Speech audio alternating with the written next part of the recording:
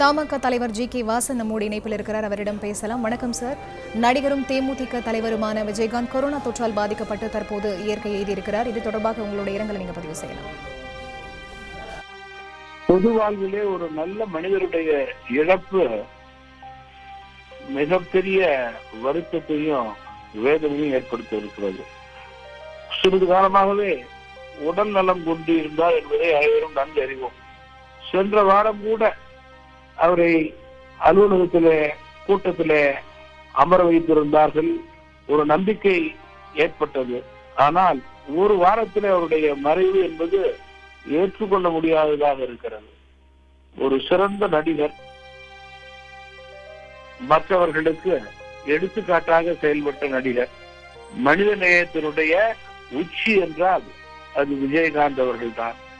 ஏழை எளிய மக்களுடைய எண்ணங்களை தன்னுடைய இறுதி மூச்சு வரை பிரதிபலித்தவர். அவருடைய வாழ்க்கை தரம் உயர வேண்டும் என்று பாடுபட்டவர். அரசியல் தலைவராக தனக்கென்று ஒரு மிகப்பெரிய ரசிகர்கள் கூட்டத்தை ஏற்படுத்தியவர்.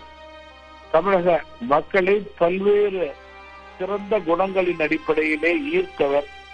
கடின உழைப்புக்கு சொந்தக்காரர், மனித நேயர். மேலும் மறைந்த ஐயா மூப்பனார் அவர்களோடு மிகுந்த மரியாதை கலந்த அன்போடு பழகியவர்கள். திரு விஜயகாந்த் அவர்களுடைய திருமணமே ஐயா மூப்பனார் அவர்களது தலைமையிலே ஐயா டாக்டர் கலைஞர் அவர்கள் நடத்தி வைத்ததை நான் இங்கே நினைவு கூற விரும்புகிறேன்.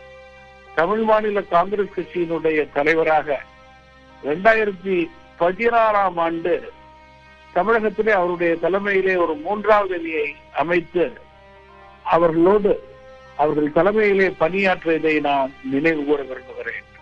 கூட்டணி கட்சி தலைவர்களுக்கு அவர்கள் கொடுக்கும் மரியாதை, கூட்டணி கட்சியினுடைய பொறுப்பாளர்களுக்கு அவர்கள் கொடுக்கும் மரியாதை எல்லாம் வியந்து போனேன் பார்த்து.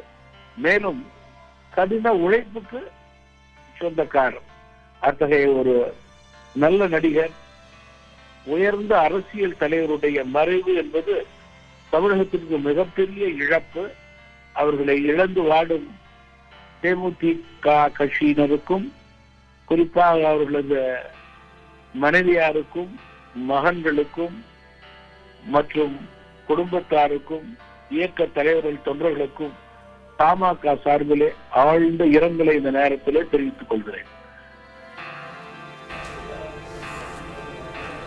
இணைப்பில் வந்து இரங்கலை பதிவு செய்தமைக்கு நன்றி சார்.